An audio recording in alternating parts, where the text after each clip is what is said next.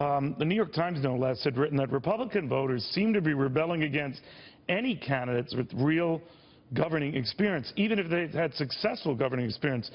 Scott Walker comes to mind. Jeb Bush comes to mind. You come to mind.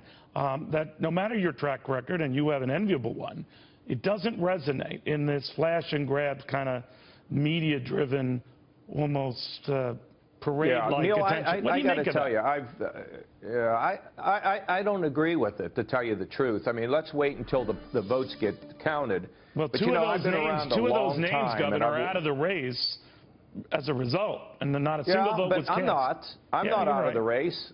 Look, Neil, I'm on the ballot in over 30 states right now. We're running a campaign that's national. People don't know that. We've been able to raise money. We've not had to lay people off or cut salaries. We keep plugging. And at the end of the day, the ground game will work. I believe it. I mean, I've seen it work throughout my career. I've seen it work with other people. We have an enormous number of volunteers. We have the best ground game and the best organization in New Hampshire. I mean, there's nobody that really disputes that.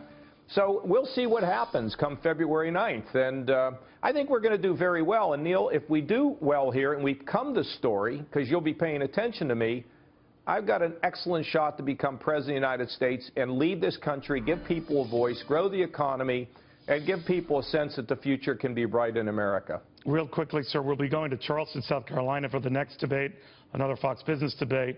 We'll be chatting in what was in 1860 the site of the Republican convention that had to go 3 ballots to decide on this guy, Abraham Lincoln. Do you think there'll be a brokered convention with so many of you in the race and so many primaries awarding proportional delegates that no one will have enough to clinch the nomination going into Cleveland? Yeah, I think it's unlikely, Neil. I really do think brokered convention is unlikely. But if we go to a brokered convention with the people that we have in Ohio and the way we know how to work, I think we can do very well. And there's one other thing I'd like to remind the voters when we talk about traction or whatever. No Republican has ever won the White House without winning Ohio. And if we think that people can come into the state of Ohio with no experience and a lot of bombast, they're not going to win Ohio. And it's my goal for the Republicans to win the presidency and change this country. Does Donald Trump have that bombast? Is he who you're talking about there? Got a lot of bombast there, Neil. Not as much as you, but he's got a lot. Oh, man. I asked for that one. Governor, thank you very much. That's a good one.